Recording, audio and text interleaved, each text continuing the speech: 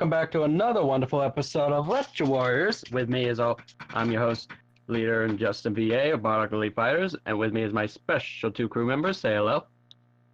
Hey everyone, your favorite crossover fanatic here, your favorite wild card and second leader of the Retro Warriors or something like that, or whatever you want to call me, or something. I don't know. I can't make an intro for shit. And this is your sarcastic bastard of a researcher, Hazard of Chaos. Basically the one who doesn't give a fuck and just gets the job done. Like any good bookworm. Go fuck Anyway. yourself with a 10-foot pole, you son of a bitch! Yang. Anyway, today's episode, we're going to be reviewing... He's here to save the nation, so stay tuned to the station. If not, we'll be unemployed. Freakazoid, Freakazoid, Freakazoid. Freakazoid. Yep.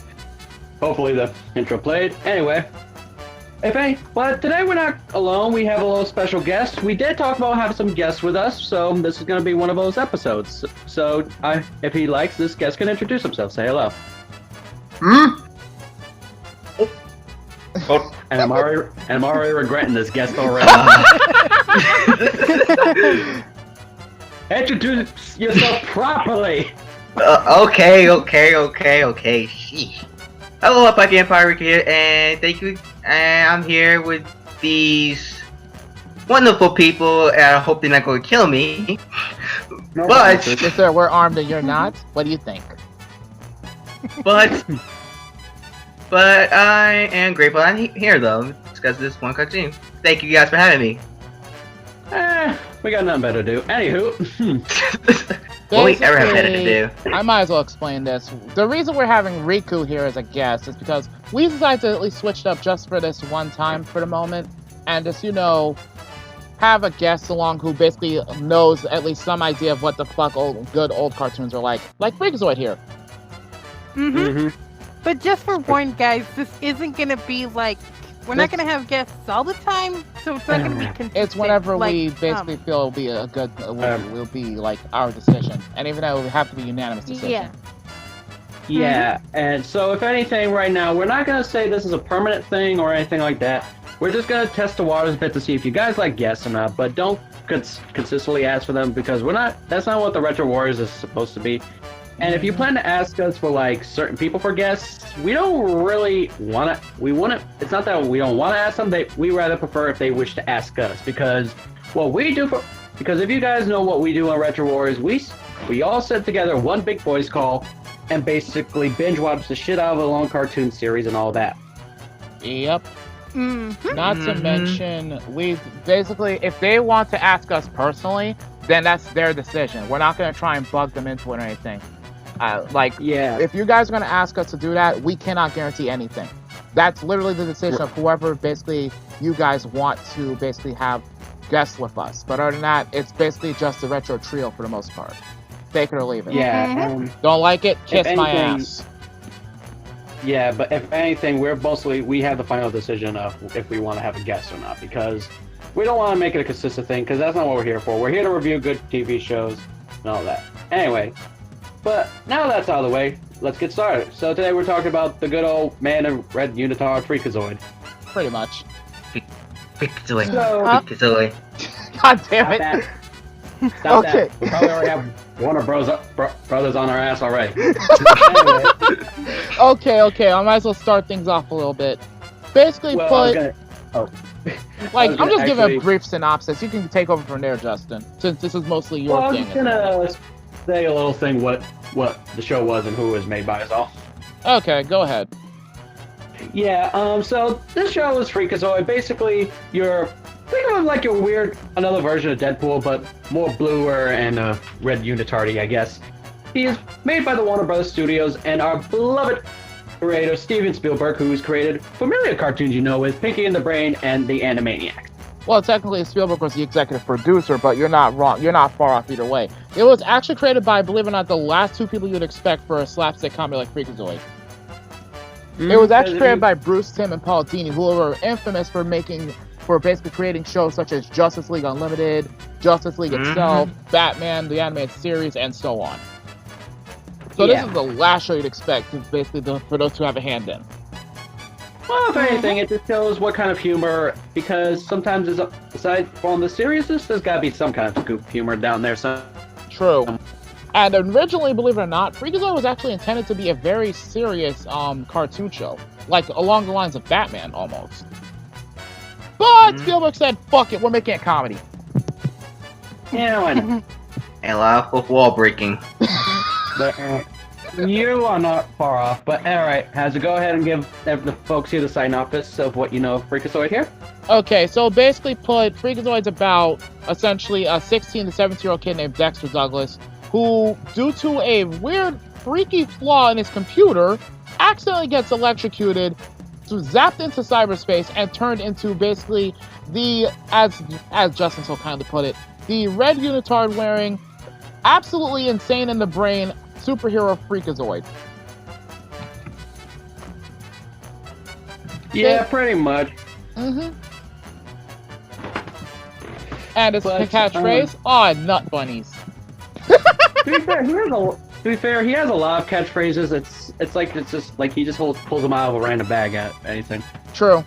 Uh-huh. But, Yeah, true. So let's see. We can. We can start with favorite characters, I guess. I mean, there's a Well, lot. I guess. But before I just want to get in this one little thing. What's that? Sure. There, like, I thought we could talk about like how it was running and why it ended, maybe. Why not? I mean, Yeah, from so what go I ahead. know of, here's one of the things that have kind of ruined Freakazoid's chances for a third season onward. The fact that, here's the thing, 3 major factors were what caused this show to basically have a premature end. One was the fact that they kept changing the time slots for Freakazoid, and I mean constantly. And I remember as a kid, they basically aired it like one time they used to air it after school, then another time they aired it during the weekends, on Saturday mornings. It was just all over the place.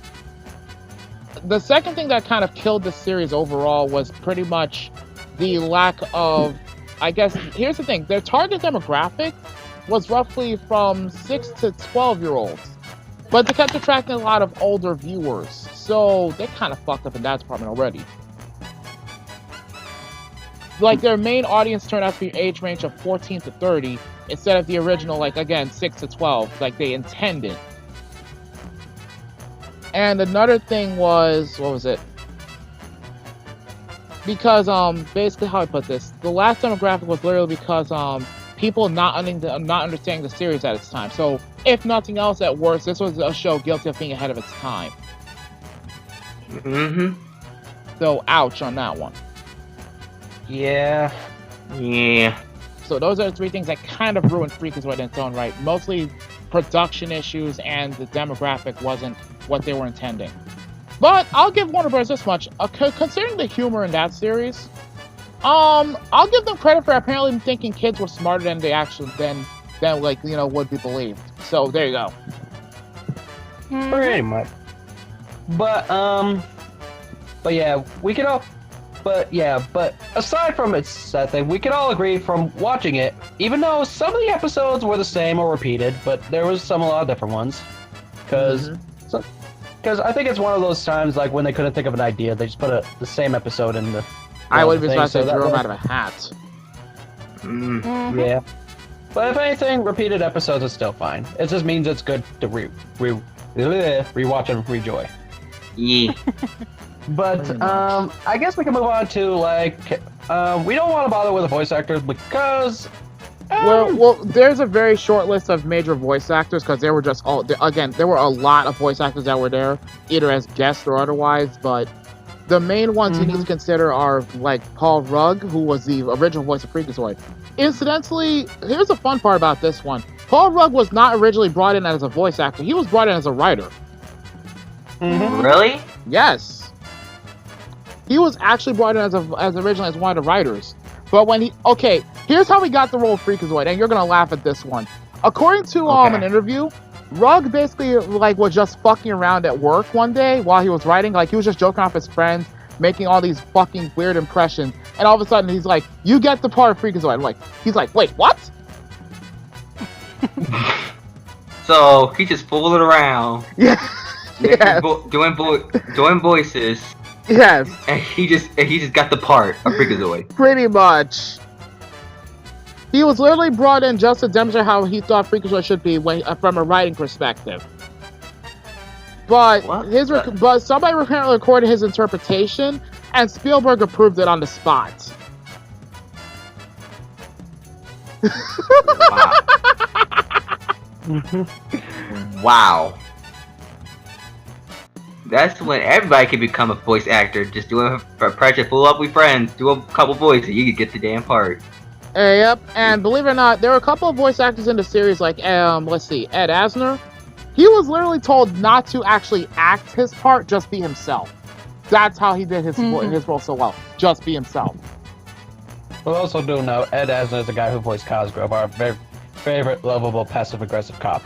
Mm-hmm. And the one that commands respect just by basically saying the one favorite line of his, Justin. Cut it out. Exactly. Another major character, though he was only in like maybe 4 episodes total. Though he was technically a major character, Roddy McStew. Basically an ill-tempered Scotsman who once worked for the villain of the series.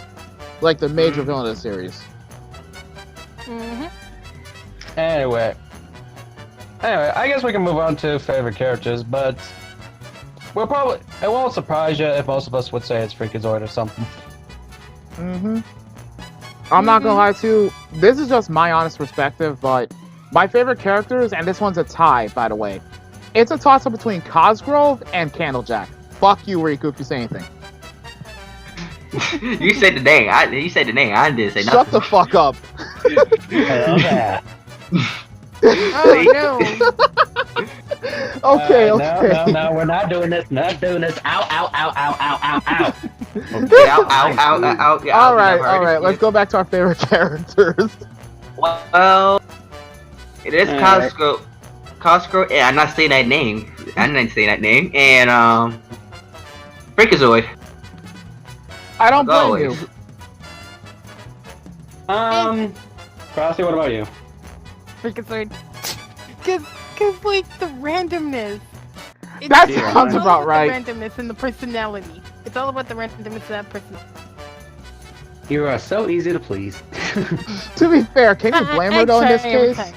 Can you blame her though in this case? Freakazoid is just full of weirdness. And randomness. Well, yeah. But anywho, Justin? it's probably Roddy McScrooge, the favorite Scotsman of the group. I don't blame Also you. Freakazoid. But yeah. I mean, yeah, he was Freakazoid's mentor, and he does know his stuff, despite being, you know, all ill-tempered and shit. Fuck you douchebag! Can I say this? What's up?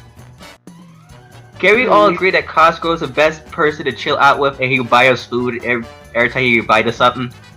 Pretty much. I'm not sure if he buys the food. I think they just go out to food. It's like, well, I'll just say this, even though it's probably out of explanation, but we just say, Cosgrove is, when he's just there for a joke, is like when Freakazoid's about to do something, he's like, hey Freakazoid, you wanna go get a malt shake? He's like, okay, and they just go do that. That's like, oh wait, that'd be the funniest thing. When it's such, and they had a big situation right there, and Costco had knows that Freakazoid wanna go outside ice cream. Well, would I? Pretty much. But yeah, but remember, Freakazoid may look like a grown man, but he's definitely not a mature one. He's still like a kid at heart. He's not. He's a Let's not lunatic, forget, this is technically a 16 to 17-year-old teenager who just happens to have a superpowered form. Exactly, but if anything, he's just a kid at heart who just bounces around and not really act mature at most situations. Sometimes yes, but he really follows his teenager heart and mind and things like that. If anything, it's quite the polar opposite of how Dexter would act.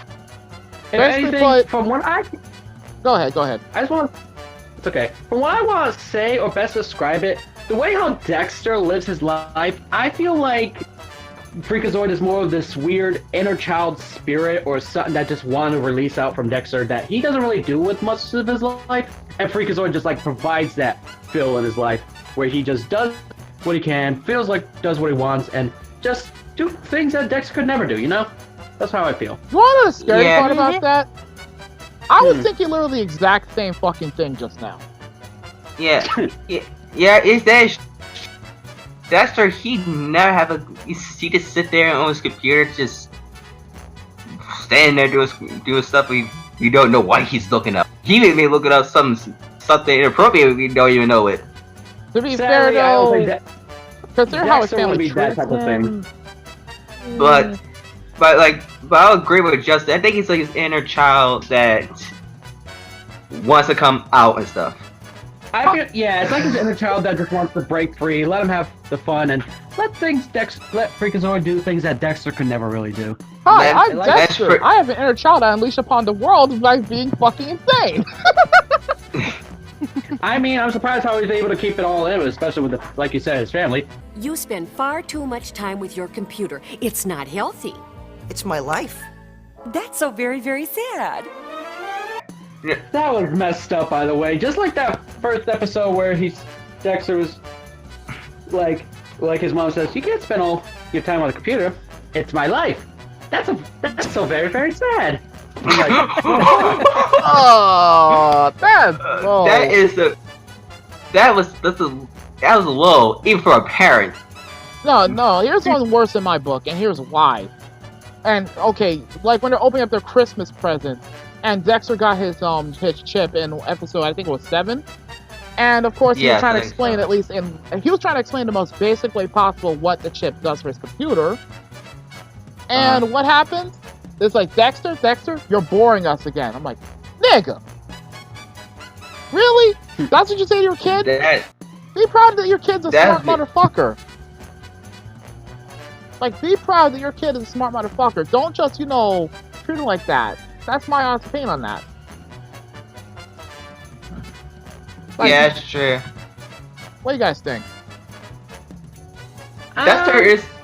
I agree with you. Dexter is smart. the thing is, here's the thing. If anything, I feel like if Dexter could really control what he is, and with all that power, I feel like I'm surprised how he didn't become a villain with all the times he's been pushed around and shit, like how he didn't become a villain. The only thing that I feel like that really stopped him was his good-kinded heart. Not just that, but Roddy McKee may have played a part in it along with Cosgrove, so there's that. Yeah. Which reminds me, technically speaking, I have to look this up to be sure. Dexter's only true friend in the world, if you think about it, is Cosgrove. Ouch. Well, kind of, yeah. Well, though there is, frick. Though, I'm trying to think of what's her name. That one girl. that blonde chick. Stephanie, that was technically his girlfriend. Yeah. Well, yeah, but still a friend of Dexter. Yeah, it's still a friend. Yeah, it's still a friend of Dexter. They're Yeah. mostly in a relationship with the Freakazoid. But, Pretty much. And I want to say, well, Cosgrove kind of did, but he kind of set him gave him the wrong reasons. Like, at one of the episodes, sort of like the origin, we'll talk about more of it in our favorites episodes and stuff. Like, Cosgrove and Freakazoid were just hanging out. Like, I think they were having ice cream or something, because why not? Cosgrove is like saying, you could become a superhero, and Freakazoid's like, I don't know. Cosgrove was saying, like, you could have all that glory, and he's like, nah. You could probably have some wealth and fame and help those in need. Nah. You could get a lot of chicks. All right! That's the. At least he's honest about it. A little more to the left. A little more. Nope, too much. Yeah, put it back where it was.